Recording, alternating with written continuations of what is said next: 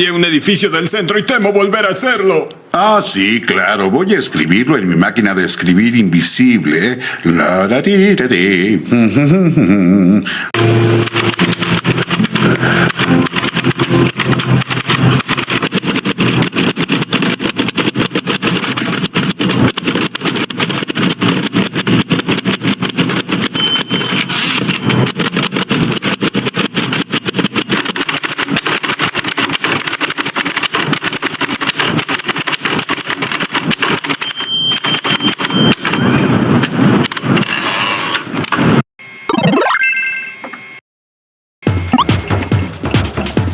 Número 1. No hay leyes para escribir un cuento, solo puntos de vista. Nadie puede pretender que los cuentos solo deban escribirse luego de conocer sus leyes. No hay tales leyes. A lo sumo, cabe hablar de puntos de vista, de ciertas constantes que dan a una estructura a ese género tan poco incancillable. Número 2. El cuento siempre tiene una unidad de impresión de una historia.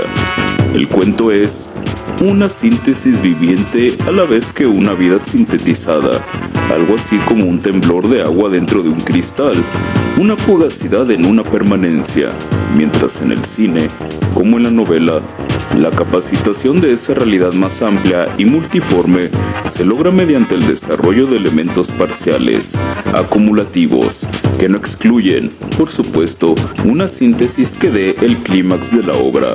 En una fotografía o en un cuento de gran calidad se procede inversamente, es decir, que el fotógrafo o el cuentista se ven precisados a escoger y limitar una imagen o un acontecimiento que sea significativo. Número 3. A diferencia de las novelas, el cuento debe ser contundente. Es cierto, en la medida en que la novela acumula progresivamente sus efectos en el lector, mientras que un buen cuento es incisivo, mordiente, sin cuartel desde las primeras fases, no se entienda esto demasiado literalmente, porque el buen cuentista es un boxeador muy astuto y muchos de sus golpes iniciales pueden parecer poco eficaces cuando, en realidad, están minando ya las resistencias más sólidas del adversario. Tomen ustedes cualquier gran cuento que prefieran y analicen su primera página. Me sorprendería que encontraran elementos gratuitos, meramente decorativos. Número 4. En un cuento solo existen los buenos y malos tratamientos. En literatura no hay temas buenos ni temas malos, solamente hay un buen o un mal tratamiento del tema. Tampoco es malo porque los personajes carecen de interés, ya que hasta una piedra es interesante cuando ellas se ocupan en Henry James o en Franz Kafka. Puede ser profundamente significativo para un escritor y anodino para otro. Un mismo tema despertará enormes resonancias en un lector y dejará indiferente a otro. En suma, puede decirse que no hay temas absolutamente significativos o absolutamente insignificantes. Lo que hay es una alianza misteriosa y compleja entre cierto escritor y cierto tema en un momento dado. You son of a bitch. Así como la misma alianza podrá darse luego entre ciertos cuentos y ciertos lectores. Número 5. En un buen cuento se deben de saber manejar tres aspectos: significación, intensidad y tensión. El cuentista trabaja con un material que calificamos de significativo. El elemento significativo del cuento parecería residir principalmente en su tema, en el hecho de escoger un acaecimiento real o fingido que posea esa misteriosa propiedad de irradiar algo más allá de sí mismo, al punto que un vulgar episodio doméstico se convierta en el resumen implacable de una cierta condición humana, o en el símbolo quemante de un orden social o histórico. Los cuentos de Catherine Mansfield, de Chekhov, son significativos.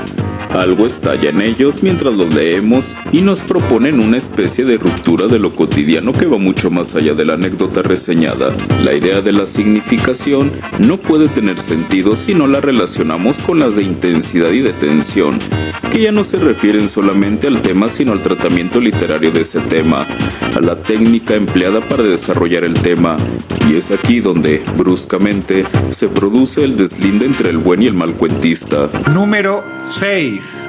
El cuento es un mundo propio, señala Horacio Quiroga en su decálogo. Cuenta como si el relato no tuviera interés más que para el pequeño ambiente de tus personajes, de los que pudiste haber sido uno. No de otro modo se obtiene la vida en el cuento. Número 7. El cuento debe tener vida. Cuando escribo un cuento busco instintivamente que sea de alguna manera ajeno a mí en tanto demiurgo, que echa a vivir con una vida independiente y que el lector tenga o pueda tener la sensación de que un cierto modo está leyendo algo que ha nacido por sí mismo, en sí mismo y hasta de sí mismo, en todo caso con la mediación pero jamás la presencia manifiesta del demiurgo. Número 8. El narrador no debe dejar a los personajes al margen de la narración. Siempre me han irritado los relatos donde los personajes tienen que quedarse como al margen mientras el narrador explica por su cuenta, aunque esa cuenta sea la mera explicación y no suponga interferencia demiúrgica, detalles o pasos de una situación a otra. La narración en primera persona constituye la más fácil y quizá mejor solución del problema, porque narración y acción son ahí una y la misma cosa.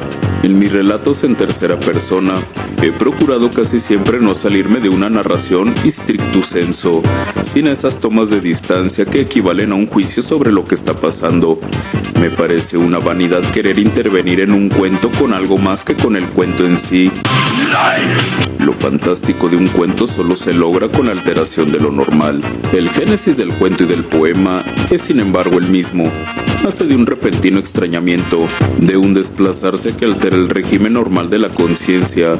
Solo la alteración momentánea dentro de la regularidad delata lo fantástico, pero es necesario que lo excepcional pase a ser también la regla sin desplazar las estructuras ordinarias entre las cuales se ha insertado. La peor literatura de este género es sin embargo la que opta por el procedimiento inverso, es decir, el desplazamiento de lo temporal ordinario por una especie de full time de lo fantástico, invadiendo la casi totalidad del escenario con gran despliegue de cotillón sobrenatural. Número 10. El oficio del escritor es imprescindible para escribir buenos cuentos. Para volver a crear en el lector esa conmoción que lo llevó a él a escribir el cuento, es necesario un oficio de escritor, y que ese oficio consiste, entre muchas otras cosas, en lograr ese clima propio de todo gran cuento, que obliga a seguir leyendo, que atrapa la atención, que aísla al lector de todo lo que lo rodea para después, terminado el cuento, volver a conectarlo con sus circunstancias de una manera nueva, enriquecida, más honda o más hermosa. Y la única forma en que puede conseguirse este secuestro momentáneo del lector es mediante un estilo basado en la intensidad y en la tensión, un estilo en el que los elementos formales y expresivos se ajusten, sin la menor concesión.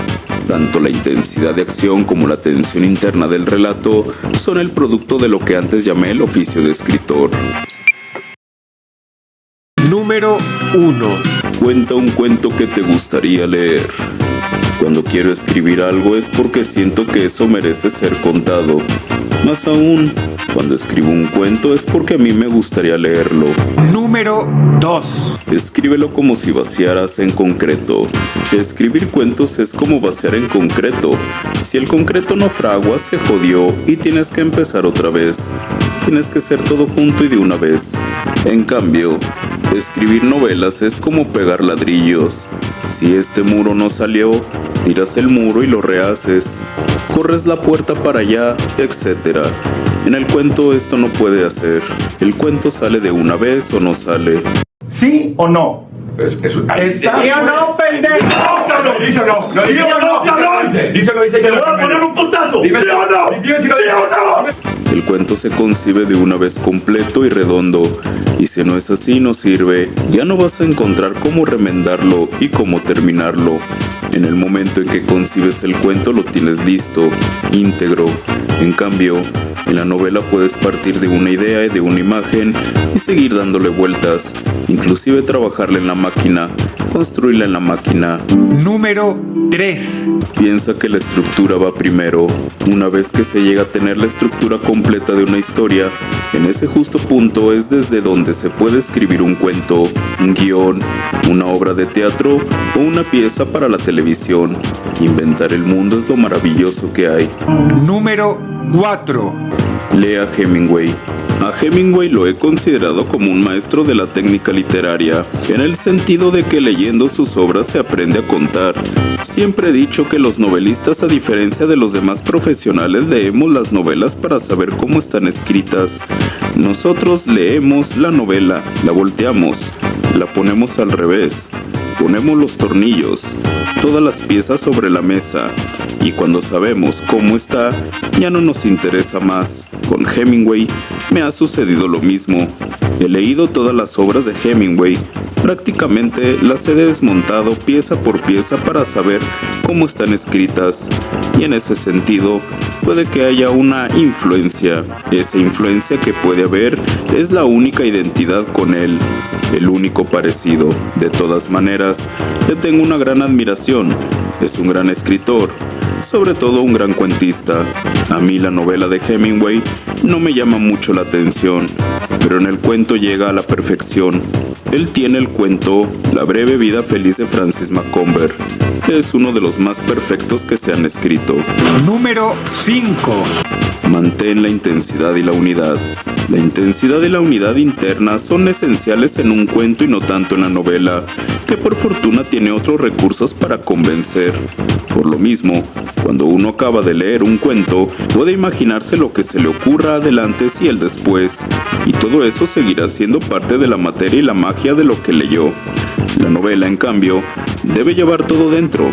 Podría decirse, sin tirar la toalla, que la diferencia en última instancia podría ser tan subjetiva como tantas bellezas de la vida real.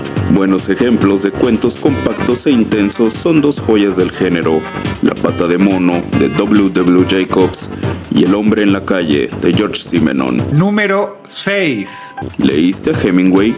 Pon en práctica sus consejos. Un cuento como El iceberg debe estar sustentado en la parte que no se ve, en el estudio, la reflexión, el material reunido y no utilizado directamente en la historia. Sí, Hemingway le enseña a uno muchas cosas, inclusive a saber cómo un gato dobla una esquina. Número 7. Recuerda, el cuento es una incorporación a la vida cotidiana. El cuento parece ser el género natural de la humanidad por su incorporación espontánea a la vida cotidiana. Tal vez lo inventó sin saberlo el primer hombre de las cavernas que salió a cazar una tarde y no regresó hasta el día siguiente con excusa de haber librado un combate a muerte con una fiera enloquecida por el hambre. En cambio, lo que hizo su mujer cuando se dio cuenta de que el heroísmo de su hombre no era más que un cuento chino, pudo ser la primera y quizás la novela más larga de la era de piedra. Número 8. Además, nace intacto. El cuento surge de un episodio, de una frase. Se me ocurre completo. Hay cuentos que tengo en la cabeza y los reviso periódicamente. Yo preferiría contar cuentos en los salones y no tener que escribirlos. 9. Y también les sirve a los novelistas. Empezar una obra es más difícil. Siempre es más difícil empezar cada capítulo. Por eso es muy bueno escribir cuentos. Escribir cuentos tiene la ventaja de que no hay que empezar sino una vez. En la novela, cada vez que se termina un capítulo, el día que se va a empezar otro es terrorífico. Siempre tengo la impresión de que la novela se va a quedar ahí, no va a seguir, porque empezar cada capítulo es muy difícil. Finalmente, no olvides que el orden de los cuentos en un libro de cuentos sí importa. Cuando reúno cuentos en un libro en orden es fundamental para mí. Yo escribo un libro de cuentos. No reúno cuentos para hacer un libro. Sé cuál es el orden, y no me refiero al orden cronológico en que fueron escritos, sino al orden de publicación, la secuencia de la lectura. Alterar ese orden es, para mí, como alterar los capítulos de una novela.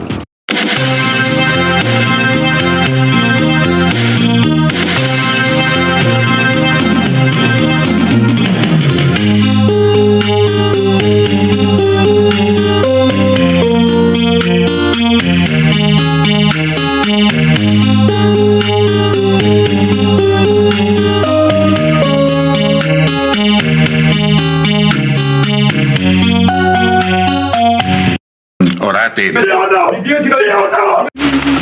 Bueno,